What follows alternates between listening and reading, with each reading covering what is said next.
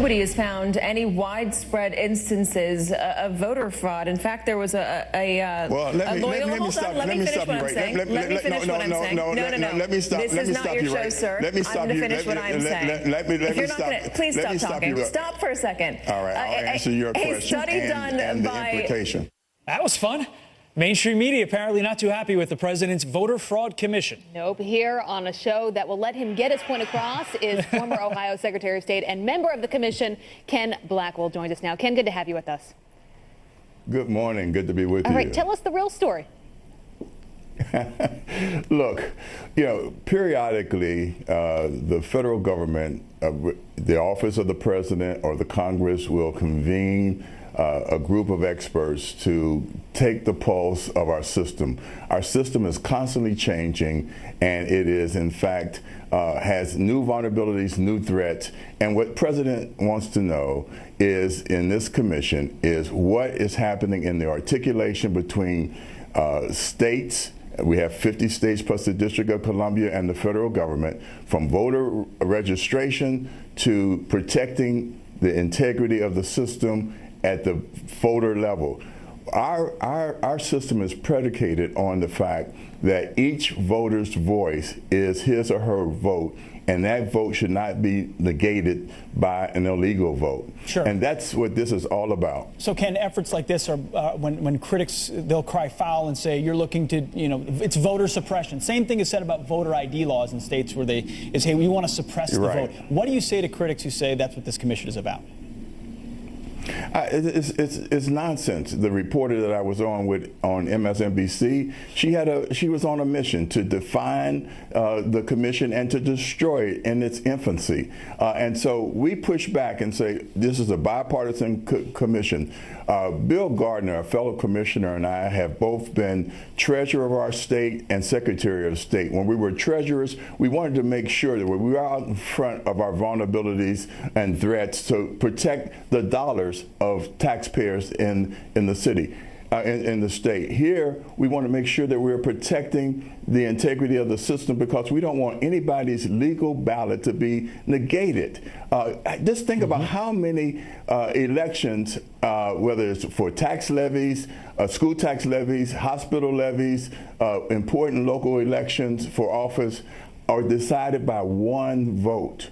We don't want the system corrupted by voters who are voting that shouldn't be voting, and we want to make sure that we have cooperation across our states to protect the integrity of the system. It's a simple mission, straightforward, and it seems to me that the left is overreacting in a very hyper-political way. They're always on a mission, the word you keep using. Just take a look at some of this. We've seen this before. During the Bush era, they went after this farce of illegal votes, which is trying to put meat on the bones of a BS allegation. Then there is this question about voter suppression being really sort of the end goal of all of this. For Donald Trump, it's squarely about 2016 and his obsession with not having won the popular vote. Part of it is, the president trying to prove that 3 million undocumented immigrants voted in this election. I mean, look, the election didn't go their way for many of them. Are they just trying to get to the bottom of that and prove exactly why? Well, look, let's talk about this. The reality is that on the left, they're talking about now the Russian threat and manipulation of the system. Well, this commission is going to look at threats and vulnerabilities, whether the threats are foreign or domestic, whether it's folks who are misusing our corrupt voter registration files and rolls, or whether or not there's an international threat of someone trying to manipulate our system at the state level. One of the blessings of our system is that it is decentralized.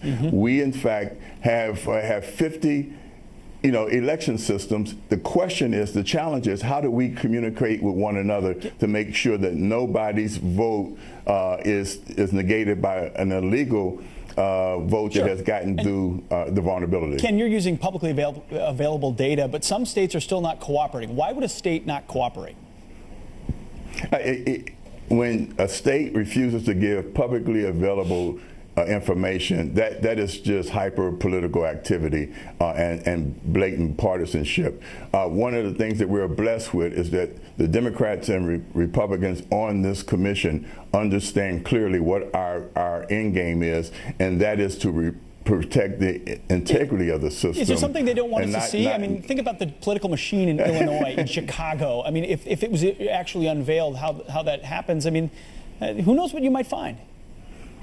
Oh, absolutely. When you have voter rolls where people are registered to vote in multiple states, and actually there's evidence that folks have voted in multiple states. When you in fact have evidence that there are many dead people on the rolls who in fact have been dead and have voted, that's a great then point. you know there's something wrong. Hey, Ken, break this down for me. Something wrong. Break this down for me as simply as possible. What is wrong with one alive person, one vote not interfered with by foreign or domestic interferences? There is nothing wrong. That's the end game.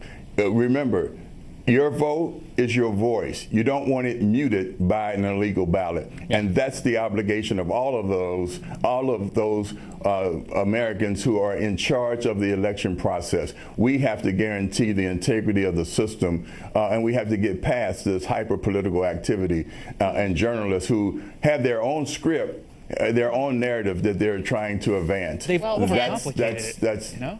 We're not on a mission, Ken. We wanted you here to tell your side of the story. We really appreciate that. Thanks, Ken. We really appreciate the opportunity. You got Thanks it. so much.